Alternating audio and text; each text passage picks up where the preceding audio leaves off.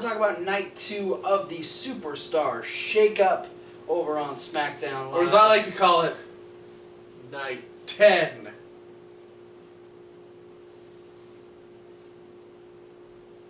Welcome to Tuesday Night Live, where we talk about Smackdown Live. Welcome to And 2 o'clock. Wednesday Night Live. We open up Smackdown finding out who the very first shake-up from Raw to Smackdown would be, and it's Kevin Owens. Technically, For now. It's technically the United States Championship. Yeah. Because we have a segment here that we'll get to it here in a second. Owens comes out and says that SmackDown is the new Kevin Owens show. Yeah. And he says he can beat up anybody in the arena. He can beat up anybody in the back. Baron Corbin's like, bro, you could probably beat up most of the people in the back, but not me. And Kevin Owens is like, okay, well, if you would like to test that theory, we could do that right now. Sami Zayn ends up being the next person to jump over to SmackDown. What? And Kevin Owens is like, no, you can't be here. This isn't real. And he goes, no, it actually is. Sami Zayn's finally on SmackDown Live, and they start bantering back and forth, and AJ Styles ends up being the next one to come out and remind everybody that it's not about Sami Zayn, it's not about Baron Corbin, and it's not the Kevin Owens show, because SmackDown Live is the house that AJ Styles built. So then we get a little bit more banter between the people in the ring. Daniel Bryan makes his way out and says that Kevin Owens still has his title defense against Chris Jericho at Payback. He does. That match is still happening. And the winner of that match, whomever is the United States Champion, will be the next person to join SmackDown Live. So, it could either be Kevin Owens or Chris Jericho. So for the time being, Kevin Owens is on SmackDown. Yes. The United States title will not be defended until Payback. And it won't be defended on SmackDown until after Payback. Yeah. So, we had to decide a number 1 contender For after Payback. So, our main event ends up being a triple threat match between AJ Styles, Sami Zayn, and Baron Corbin. And it was a hell of a match. It was indeed. A haluva match. A haluva match. But our first match was a little bit of retribution. Randy Orton taking on the returning Eric Rowan. It was Randy Orton versus Eric Rowan. That's exactly what it was.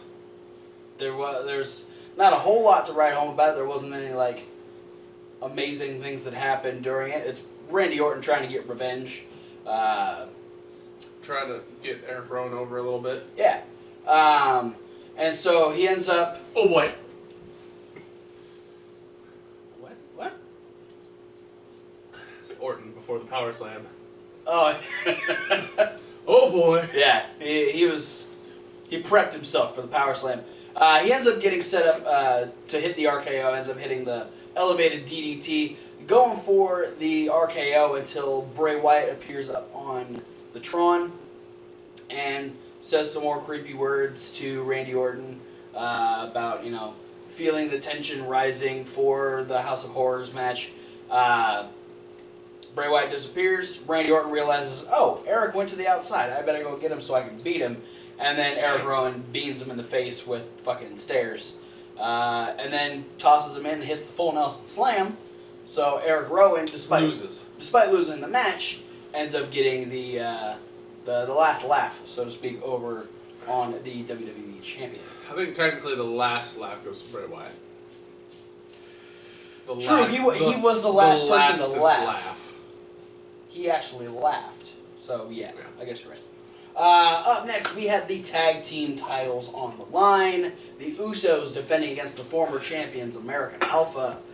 Fucking love this match. It's definitely in the run for match of the week. It is so good. I watched it once, and then he got here, and I watched it again. I enjoyed it both times. Fantastic chemistry. Yeah. Great timing on everybody's part. Just some great creative spots. The double dive into the double belly to belly on the outside. just the overall tag team work is fantastic. And I'd like this feud to keep going, but the end of this match kind of seems like we're going to take American Alpha in a different direction, because after, let's see, so we had the Usos just about to get finished with Grand Amplitude. Yes. They were able to stop it. Then, By super kicking Jason Jordan. Yeah, by super kicking Jason Jordan. Jason Jordan then gets tossed out of the ring, but then Jay kind of gets tossed out of the ring. Gable goes for an O'Connor roll on Jimmy, but that allows a blind tag from Jay. Then Gable ends up getting a super kick, and then Jordan, I think, gets knocked down again, and that's followed by the Superfly Splash, and the Usos retain the tag team titles. They do. A fantastic finish. The Usos walk away champions. American Alpha, unfortunately, their night continues to get worse because they are attacked by the newest tag team on Smackdown, the Shining Stars. Primo and Epico. Maybe gonna be getting a push for the first time since they started as the Matadors. No midget necessary. No. Gable ended up getting was it Gable? Or was it Jordan? It was Gable. Ended up getting like the super backstabber.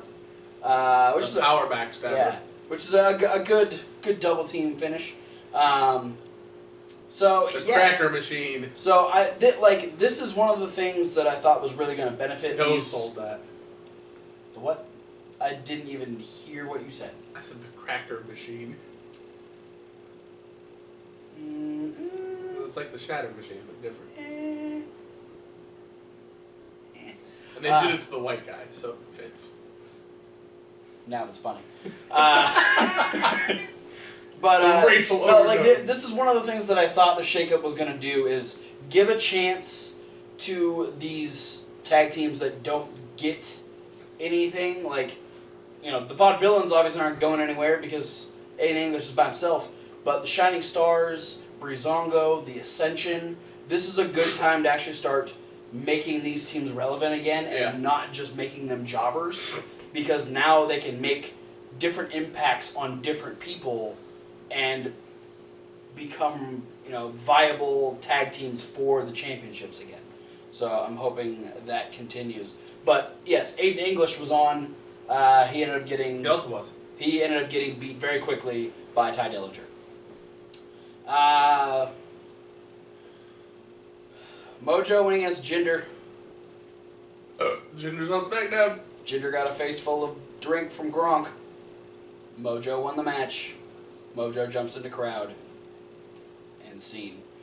Shane addressed the women's division. That would have been a way better way to end the Aiden English segment. That one was way too fast. There was. I just go with the Aiden English gimmick though. Yeah. For I petition from now on, every Aiden English segment we end with, and scene. We can do that. Yeah. He'd appreciate it. I'm sure he would. The artiste, the drama king. Shane addressed the women's division since we had... Gave them an address. Yes. Which you can find... No, you can't. 4366 Way Too Hot Lane. The fact that we had both... Atlanta.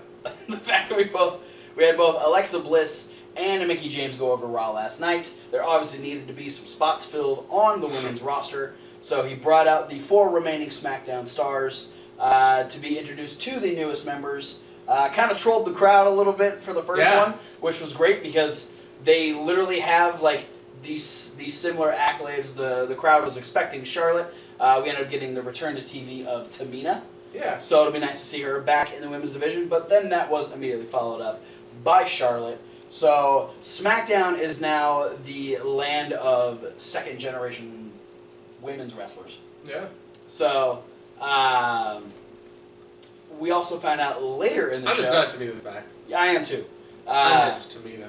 We also found out later in the show that Lana, along with Rusev was announced first, but then Lana got her own little vignette. Yeah, for real. So there's a good chance we can start seeing Lana actually doing in-ring competition. Yeah. Which would be great. Or at least dancing. That Also great. Awesome. Both? Even better. But along with... What? Oh! She's not... What if she teams with Breezango? She's not going to join Breezango. What if she teams with Breezango? Rusev will kill Breezango. What if she teams with Breezango? We don't want... He's handsome Rusev. He don't care no more. Wait. New hair don't care. Wait, no. We just made a stable. Fandango and Dancing Lana. Gorgeous Prince Pretty and Handsome Rusev.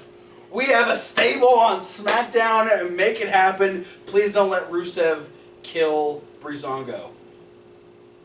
He won't. Don't do it. Also, Sin Cara is going to be coming over to SmackDown. He was the switch for Kalisto. Yeah. We don't know what he's going to be doing. Woo. Dolph Ziggler wasn't too fond about all the new shiny toys coming over to SmackDown. So then he got a run-in with Shinsuke Nakamura. Who punked him out. Like a little bitch. And he called Shinsuke a motherfucker. He did. Not cool, Dolph. Not on the mic, but... No. He mouthed it. We saw it.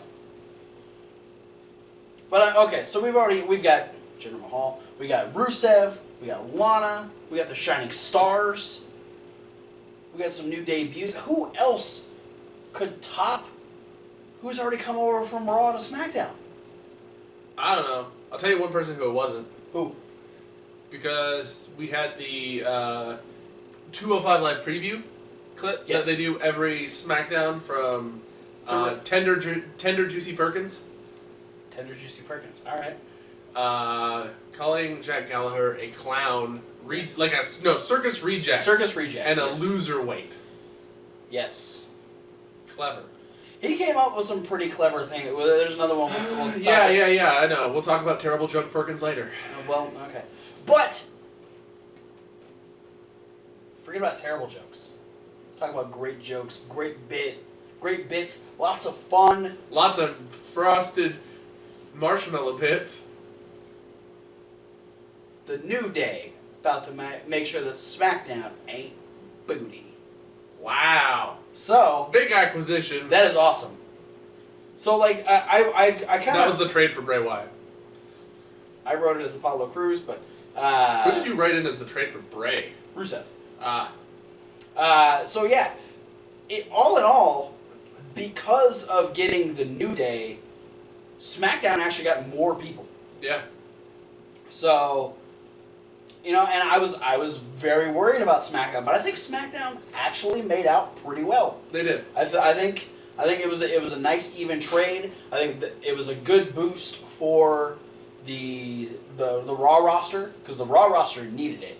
Uh-huh. The Raw roster needed some of that extra talent, so it wasn't the same shit Absolutely. every week. And I think SmackDown has proven to be the land of opportunity, so a lot of these people are going to have some great moments. So, needless to say, I'm okay with the Superstar shakeup. I was a little worried, but it's okay. Then we finished our night off with the Triple Threat match. Some good chemistry in here, too. Corbin, definitely the odd man, being the only big dude in the match. It was very, very much a fast-paced game, and then Corbin would kind of come in, slow it down, hit some of the destructive moves that he's got.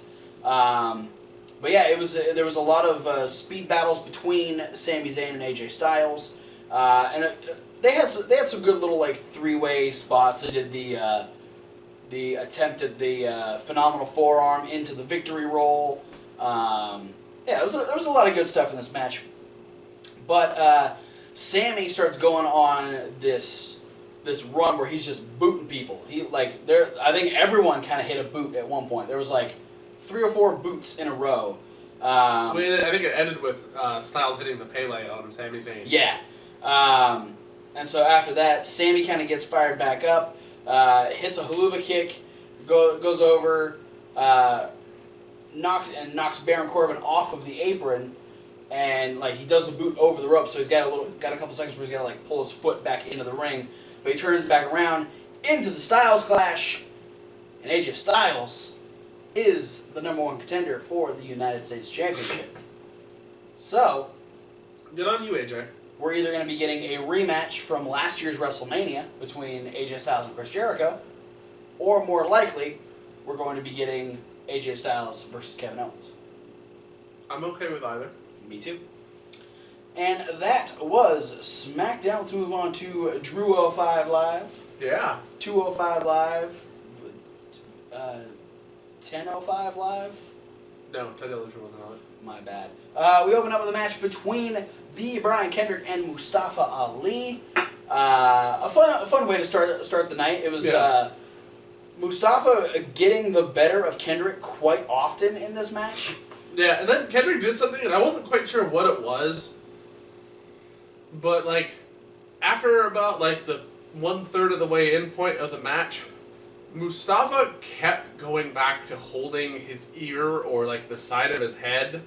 I think something that Kendrick did, like, grazed him, like on the ear, popped him in the ear, or, like, caught him in the, like, upper part of the jaw. Because, like, between moves, you'd always, like, Mustafa's hand kept returning back to this spot. I think what it might have been, because Kendrick did the thing where he went under the ring, and Mustafa was like trying to get him, and he had his arm over the stairs, into the post. And then he pulled him into the post. So I don't know if maybe that was it, but yeah, at that point Kendrick kind of took over, even stopped an attempt at the 450 by knocking the legs out, pulling him down into the captain's hook. We had Drew Gulak watching the whole match while on the phone, so we don't know who Gulak was talking to, but he was keeping a close eye on Mustafa Ali.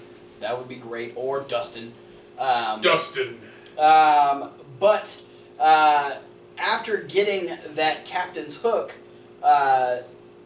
Mustafa was very, very close to the ropes. He was literally just like touching it with fingertips, but as he was touching it with the fingertips, the bell rings.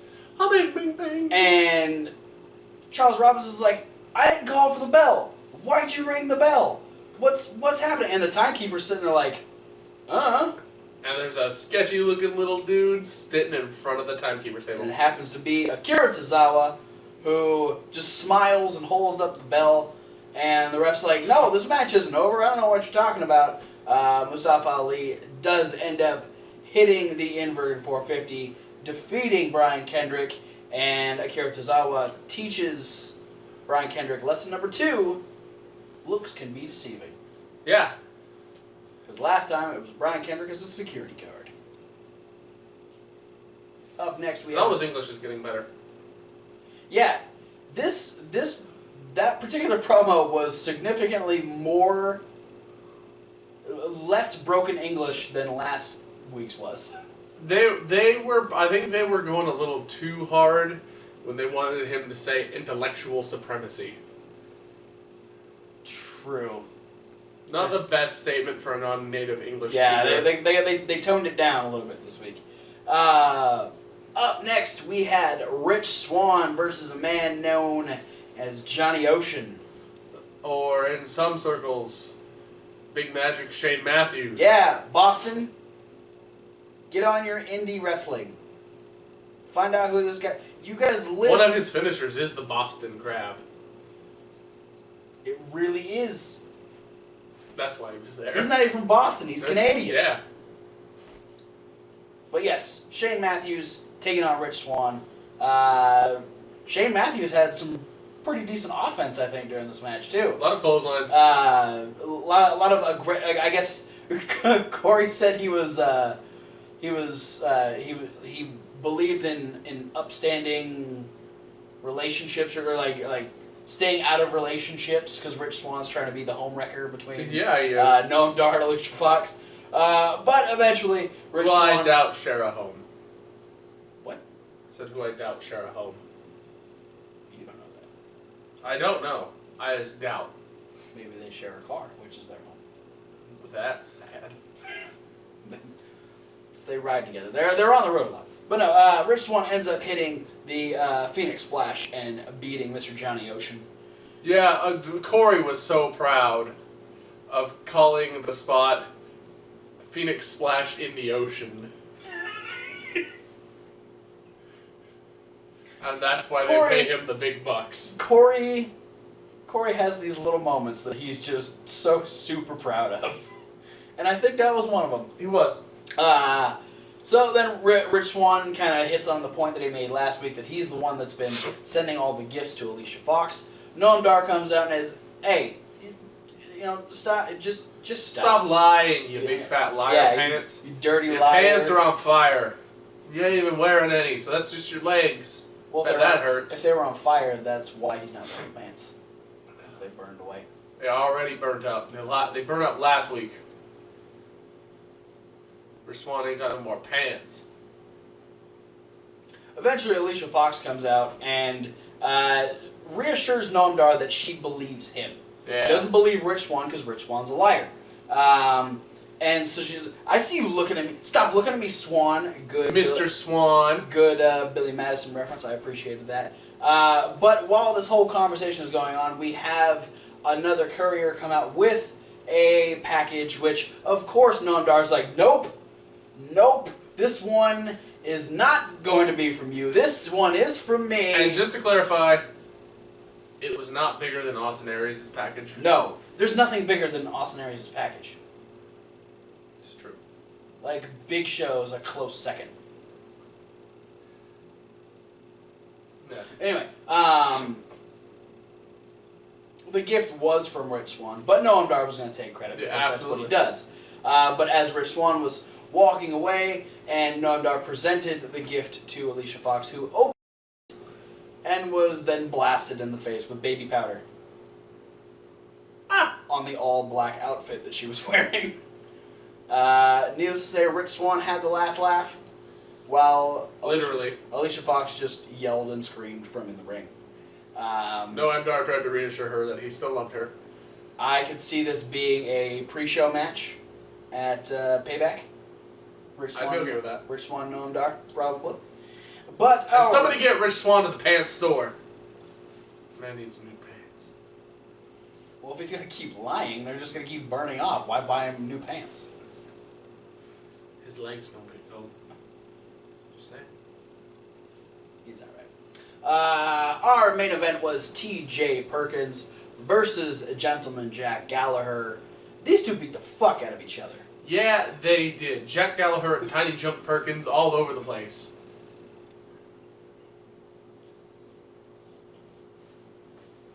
What? Jack Gallagher, we've seen him and Neville throw each other around. This was no difference. He just ended up doing most of the stuff he would do to Neville. He just did it to T.J. Perkins. Including a top rope back superplex No. that dropped Tito Jackson Perkins on his neck and toes simultaneously. But then, despite being dropped on the back of his head, he still comes back and does all these flippy moves and all kinds of stuff, taking out the legs.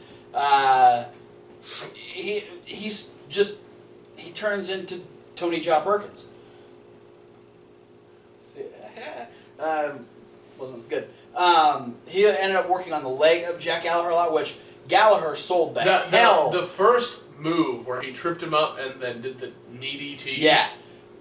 Gallagher sold that like a fucking champion. He sold it like his foot fell off in his boot.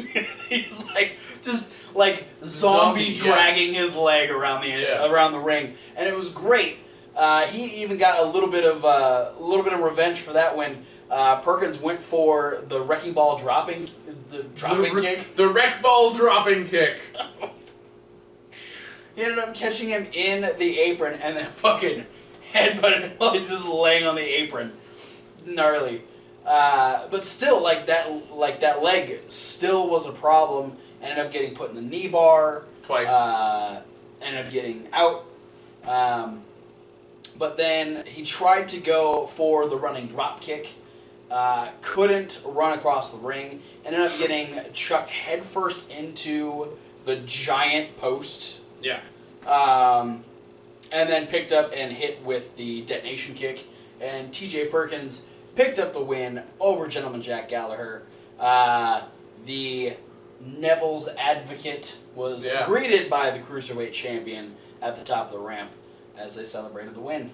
Yeah, interesting, but I think promising alliance for the time being. Yeah.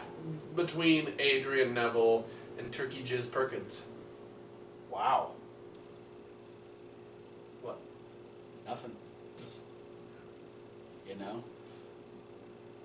I think we might be seeing ourselves a tag team match next week. Oh, absolutely. We could be seeing Neville and Perkins taking on Gallagher and Aries. Which I wouldn't mind. It sounds like a good match. Hell yeah. Because, I mean, I don't want anybody to, like, misconstrue the way I talk about Perkins. Yeah. I'm not... I don't like Perkins, but I appreciate what he does in the ring. It's... I mean, it's one of those, like, now, that's kind of how you need to view Perkins, because he's a heel. Yeah. But this started when he was a face. It's the Roman Reigns. This started when he was beating all my guys in the Cruiserweight class. Yeah. No, actually, it started in the fact that he revealed himself in TNA. Oh yeah, he used to be Suicide. Then Manic. Then just TJ Perkins. Yeah. Thanks, Hulk Hogan. Yeah, I think we could blame Hulk Hogan for that, not TJ Perkins. Yeah. Just saying. Yes. So I'm excited to see where I like the fact that he took that heel turn because he didn't Roman himself. Yeah. He didn't wait to be completely to receive total and utter disdain from the entirety of the fan base. Like he's still got some fans. This is the first time in a while I've been able to look at something that happened on the Cruiserweight division and go, now they're doing something with the Cruiserweight division, somebody in the Cruiserweight division, that needed to be done on the main shows. Yes. That they didn't do. Yeah. The main show, I mean, they could get away with it and say, oh, they did it on the main show because he turned heel on Raw. Yeah. But almost nothing they do on Raw is necessary considering they do way more on 205 Live. Yeah. And it still leads into pay-per-views. But yeah, so heel Perkins along with heel Neville is fantastic. I think that's going to do great things for both of them. It'll heighten the feud between Neville and Aries. Now that Kalisto's on Raw, we should see Kalisto showing up on 205 Live. I hope so. Please do that. If you don't, we're going to be really upset because it only makes sense. Yes, and you're not using Grand Metalik for the love of God. So let's put a lucha out there. Please. But that's it for Tuesday Night Live. Pretty good shows all around, I think. So, I enjoyed myself. I did too. Thanks for watching, guys. Don't forget to like, comment, and subscribe. Click the links. Check out all the social medias. Check out the podcast where you get this review, along with any news, Rob review, and midweek wrap-up, all in podcast form every single week. Go over to Reasonable Wrestling Fans. It's reasonable with a W. Like wrestling. Where we have brand new videos popping up just about every single day of the week. Yeah. Up now. For the next week or so. Yes. Things might slow down a little bit. Yeah. We might slow down. We haven't been able to get Thomas out here to shoot much more content, so we're working on it. We'll get something going. But as of right now, as of this video is up, you can check out our part 2 of the soda taste test. Gross. You can also check out my new episode of What Colt's Wondering. Coming up tomorrow, you get 2 out of 3 falls between Diamond Dallas Page and Matt Hardy on Fantasy Warfare, and then you'll get a drink inspired by Kane, who is running for mayor of Knox County, Tennessee. Knox County, Tennessee. The Big Red Machine on the Hawktail Hour with this guy and our buddy Tectonic. So check out all that stuff. Thanks for watching, guys, and we'll see you at whatever video you decide to watch next. Fuck Mojonder Mahali.